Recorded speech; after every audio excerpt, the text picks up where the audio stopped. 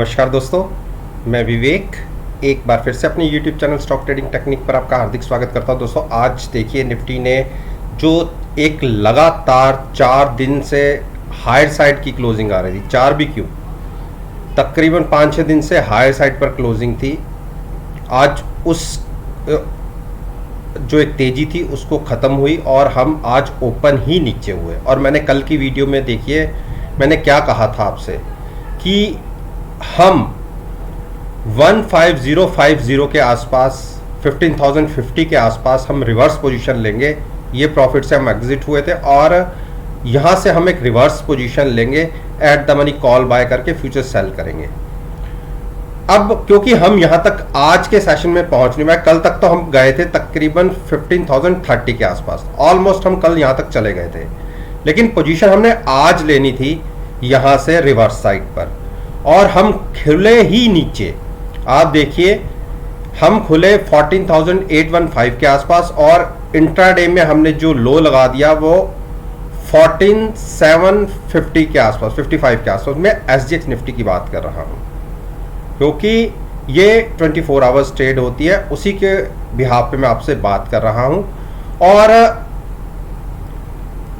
ये मैंने सारा कुछ अपनी कल की वीडियो में कहा था क्योंकि इतनी बड़ी तेजी आप देखिए, ये मैंने किस आधार पे कहा था ये भी आपको समझना चाहिए कि 15,050 अगर हम 12 मार्च से एनालाइज करें, 12 मार्च से तकरीबन 2 महीने पहले की बात हो जाती है। आप देखिए आज हम 11 मई के आसपास हैं और 12 मार्च की बात कर रहा हूं मैं।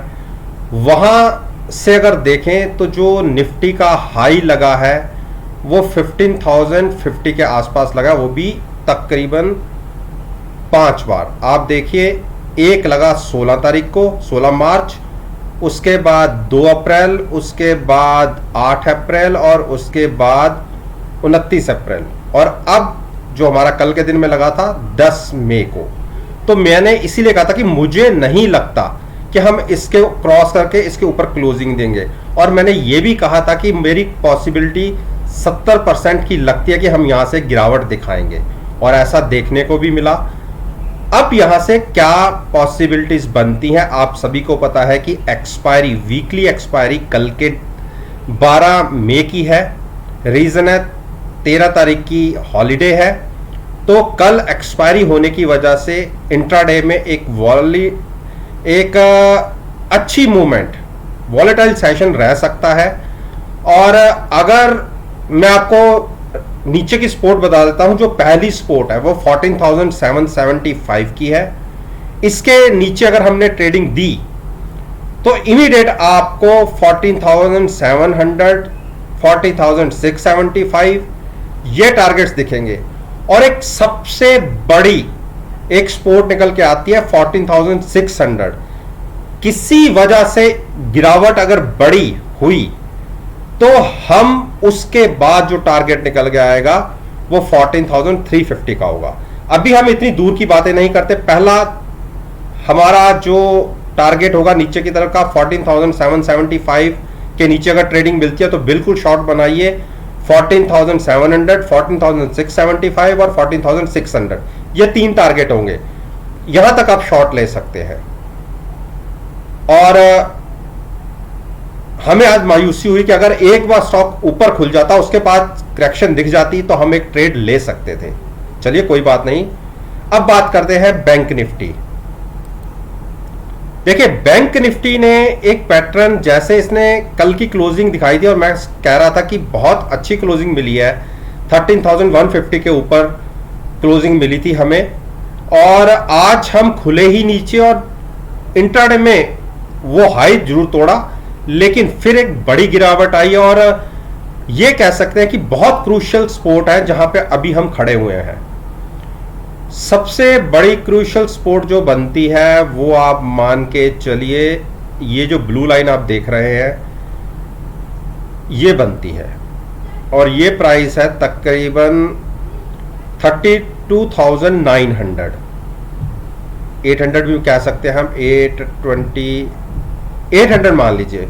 32,800 के अगर नीचे हमें ट्रेडिंग मिली और जैसा कि एक कैंडल फॉर्मेशन हुआ है बेयरिश हैमर, तो आप देखिए इमीडिएट आपको 32,400 का टारगेट दिख सकता है। यानी हमने जो तेजी देखी थी, हो सकता है हम 2 ही कैंडल में नीचे की तरफ खो दें। तो बहुत बड़ी जो सपोर्ट बनती है वो आपकी 100 डेज मूविंग एवरेज है। अगर किसी कारण से बैंक निफ्टी ने उसे ब्रेक किया नीचे की तरफ, तो समझ लीजिए बैंक निफ्टी यहां से 2000 पॉइंट गिर सकती है। वो प्राइस है 32,200 के नीचे क्लोजिंग मिलती है। तो अभी हमारी क्लोजिंग है 32,980 के आसपास। मैं 700 पॉइंट नीचे की बात कर रहा हूं, वहां से एक बहुत बड़ी गिरावट की शुरुआत हो सकती है। अभी हम फोकस करेंगे केवल और केवल 32,400 पे।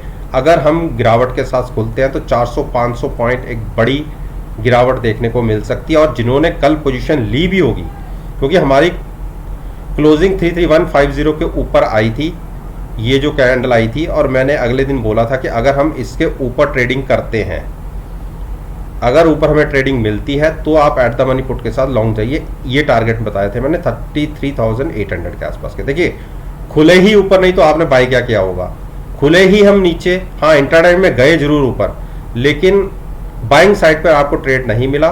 शॉर्ट साइड पे बिल्कुल ट्रेड ले सकते हैं। अगर कल हम गिरावट के साथ ओपन होते हैं तो at the money call buy करके फ्यूचर सेल करिएगा। टारगेट होगा 32,400। रिलायंस ने एक कंसोलिडेशन फेज में फंसा हुआ है, और जैसा कि मैंने आपको 900 के आसपास बाय करने की बोला था, 900 की पुट बाय करिए, फ्यूचर्स को लॉन्ग रखिए। उस बात में अभी भी कायम हूँ। अगर 1950 1960 क्रॉस होता है तो हम 2000 तक के टारगेट देख सकते हैं, तो डिप पर बाइंग ही कीजिए। एचडीएफसी बैंक ने एक बेरिश हैमर क्रिएट किया है, खतरनाक सिचुएशन है, और कल के दिन में इसने अपनी पोजीशन को होल्ड कर लिया था। और इस स्टॉक को तो मैं वैसे कहता हूं कि डिप पर बाइंग ही कीजिए, लेकिन जो कैंडल फॉर्मेशन हुई है उस हिसाब से मेरे को लगता है कि एक बार 1375 दिख सकते हैं, तो वहां पर आप एट द मनी पुट के साथ लॉन्ग कर सकते हैं। हमारी पोजीशन ऑलरेडी यहां से लॉन्ग है, लेकिन हमने अभी तक एग्जिट नहीं लिया, प्रॉफिट नहीं लिया, तो प्रॉफिट में नुकसान आ गया है। लेकिन अभी भी हम अपनी पोजीशन को होल्ड करेंगे, चाहे गिरावट भी आ रही है। लेकिन अभी हमारे पास एक्सपायरी तक 2 हफ्ते का टाइम है, तो जिसको नई पोजीशन लेनी है डिप पर 1375 के आसपास या 80 के आसपास मिलता है स्टॉक, तो पुट बाय करके फ्यूचर्स को लॉन्ग रखिए। इंडस बैंक ने देखिए 940 की पुट के साथ हमारी फ्यूचर्स लॉन्ग है। इंट्राडे में जरूर हमने 9 दिन की मूविंग एवरेज के आसपास ट्रेड किया, लेकिन फिर क्लोजिंग हमें हायर साइड पर मिली है 950 के आसपास, तो अभी भी हम प्रॉफिट में बैठे हुए हैं। तो मेरा मानना था कि जैसे मैंने अपनी कल की वीडियो में कहा था कि अगर 975 980 तक आता है तो हम अपना प्रॉफिट लेके निकलेंगे और थोड़ा शांत होकर बैठेंगे। तो बिल्कुल बने रहिए अभी स्टॉक के अंदर। मेरे को लगता है कि अगर एक मूव कल के दिन में दिखी तो 970 के आसपास आप अपना प्रॉफिट लेके निकल जाइए। साथ में फ्यूचर्स को स्केयर ऑफ करेंगे तो पुट को भी स्केयर ऑफ जरूर कीजिएगा, क्योंकि पुट में अभी प्रीमियम बचा होगा, और अब फ्यूचर्स में आपको अच्छे 30 रुपये के आसपास का प्रॉफिट मिलेगा, तो आप लेके उसको बैठिए।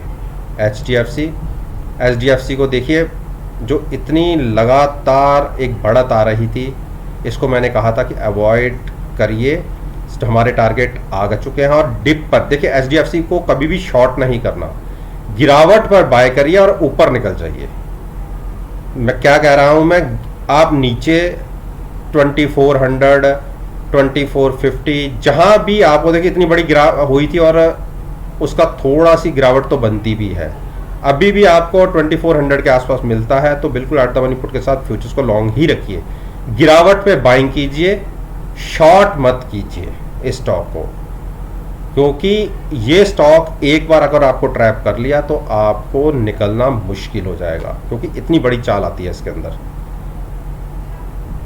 कोटक महिंद्रा बैंक में हमने यहाँ पर स्टॉक, पहले हमने यहाँ से प्रॉफिट जनरेट किया था, हमने यहाँ पर फिर से एंट्री ली। जिनको नया मैंने ट्रेड कहा था कि जिनको नई एंट्री लेनी है, जो नीचे से नहीं ले पाए, उनको मैंने पुट बाय करके फ्यूचर्स लॉन्ग करवाया था। मानता हूँ कि गिरावट आई है, अभी भी इसने 1750 को ब्रेक नहीं किया, उसके नीचे ये स्टॉक वीक होगा, तो घबराहट नहीं है हमें, क्योंकि हम ऑप्शन बाय करके फ्यूचर्स को लॉन्ग कर रखा है हमने हैचिंग के लिए।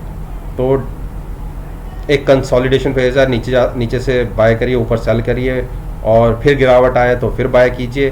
तो यही फ़िलहाल अगर देखा जाए तो आप पिछले 2 महीने से यही काम चला रहा है इस स्टॉक में। तो अभी जिनको नया ट्रेड लेना है एक बार वेट कर ले, गिरावट आती है 1750 तक के आसपास तो वहाँ पे ऐड करें लॉन्ग साइड पर। आईसीआईसीआई बैंक बहुत अच्छी सपोर्ट लिया 605। कल के दिन में अगर ब्रेक भी होती है तो आप 595 590 के आसपास कहीं भी स्टॉक मिले इन 2 ट्रेडिंग सेशन के बीच में तो आप बाय करके चलिए, फ्यूचर्स को लॉन्ग रखिए और हैजिंग के लिए eight the money put buy कीजिए। देखिए जो इतना बड़ा रनअप हुआ है उसका 50% तो मार्केट में वापस करेक्ट होता है प्राइस। आप देखिए नीचे से हमने यहाँ से जो एक रनअप देखा था 535 से ऊपर हमने देखे 630, ऑलमोस्ट हमने 95 पॉइंट्स देखे, तो उसमें से 30-40 पॉइंट की करेक्शन तो बनती है। अगर हम 630 से 40 पॉइंट्स भी मान लें तो 590 के आसपास का प्राइस आता है। वहीं प्राइस में बात कर रहा हूँ कि आप 605 और ये जो 2 इंडिकेटर्स हैं जो ट्रेंड लाइन मान लीजिए, तो इनके बीच में कहीं पे भी आपको स्टॉक मिलता है तो हैजिंग के साथ ही लॉन्ग कीजिए, यानी पुट बाय कीजिए, फ्यूचर लॉन्ग कीजिए। एक्सिस बैंक ने आज एक बेरिश डोजी क्रिएट किया है और मेरा मानना है कि गिरावट कंटिन्यू हो सकती है। अगर 700 या 690 के आसपास मिले तो बिल्कुल बाय कीजिए लॉन्ग साइड पर। हैजिंग के लिए ऑप्शंस को साथ में पुट को बाय करके चलिए एट द मनी। अब आप कहेंगे कि मैं सब स्टॉक को जो गिरावट हो रही है उसमें भी बाइंग करवा रहा हूँ, ये क्वेश्चन नेचुरली बात अगर मैं आपकी जगह पे होता तो उठता। रीज़न क्या है? देखिए आप जो 90% जो ट्रेडर्स हैं मैं उनको ये मना करता हूं कि ऑप्शन बाय करके ट्रेड मत कीजिए। ऑप्शंस को बाय केवल और केवल हैजिंग के लिए कीजिए। और आप ये देखिए जब मैं आपको कहता हूं कि बाय करिए, डिप पे बाय करिए, मैं उन स्टॉक्स में कहता हूं जिसमें मोमेंटम बहुत तेजी कई बार पकड़ता है, और जब वो तेजी पकड़ता है तो पिछले सारे लोज को तोड़ता हुआ ऊपर निकल जाता है। तो आप देखिए वी शेप हुआ था, यहां से गिरते आए, मैंने डिप पर बाइंग करवाई और यहां से हम देखिए कहां तक गए। अब उसमें अगर थोड़ी सी करेक्शन आ भी जाती है, आप देखिए 50% की करेक्शन, अब ये नहीं कि यहां जाकर फिर यहां तक जाएगा, अब ये यहां जाएगा और वेव्स की तरह यहां से ऊपर उठेगा। तो मैक्सिमम मुझे अगले 2-3 दिन में 690 तक के टारगेट दिखते हैं मैक्सिमम। मैं इसके बीच में आपको बाय करने के लिए बोल रहा हूं 710 और 700 के बीच में, जहां आप कंफर्टेबल हो वहां की पुट बाय कीजिए और फ्यूचर्स को लॉन्ग कीजिए। और देखिए फिर से जब तेजी पकड़ेगा तो केवल 2 ट्रेडिंग सेशन के अंदर ही अपने सारी गिरावट को खत्म करता हुआ स्टॉक ऊपर चला जाएगा। तो इसीलिए मैं लॉन्ग साइड पे बात कर रहा हूं। और देखिए एसबीआई को मैंने जब ये क्लोजिंग ऊपर मिली, मैंने कहा था जब तक 9 डेज मूविंग एवरेज ब्रेक नहीं होती आप इस स्टॉक में बने रहिए। और 353 के आसपास मैंने कहा था कि इसके नीचे जब गिरेगा तो एक सोचने वाली बात होगी कि हमें रिवर्सल पोजीशन लेनी चाहिए या नहीं। 353 से पहले स्टॉक में कोई नेगेटिव की तरफ का ट्रेड मत लीजिए। और देखिए उसके बाद अगले दिन का ट्रेड हमें मिला 370 और उसके अगले दिन का भी ट्रेड हमें 370 तक के हाइज लगे। तो जो कहा था वो देखने को मिला। तो दोस्तों ये मैंने निफ्टी इंडेक्स, बैंक निफ्टी और फाइनेंशियल सेक्टर्स के स्टॉक जो इन दोनों इंडेक्स के अंदर अच्छी वेटेज रखते हैं उनके ऊपर मैंने अपना ओपिनियन आपके साथ शेयर किया है। और मेरा मानना है कि अगर कल के ट्रेडिंग सेशन के साथ इस वीडियो को एनालाइज करेंगे, यकीन मानिएगा आपको बहुत अच्छे पॉजिटिव रिजल्ट देखने को मिलेंगे। वीडियो अच्छी लगे तो लाइक ज़रूर कीजिएगा, शेयर कीजिएगा, मेरे यूट्यूब चैनल को सब्सक्राइब करना मत भूलिएगा। इस बात के साथ मैं आपसे विदा लेता हूँ और एक नई वीडियो के साथ फिर से आपके सामने आऊँगा। तब तक के लिए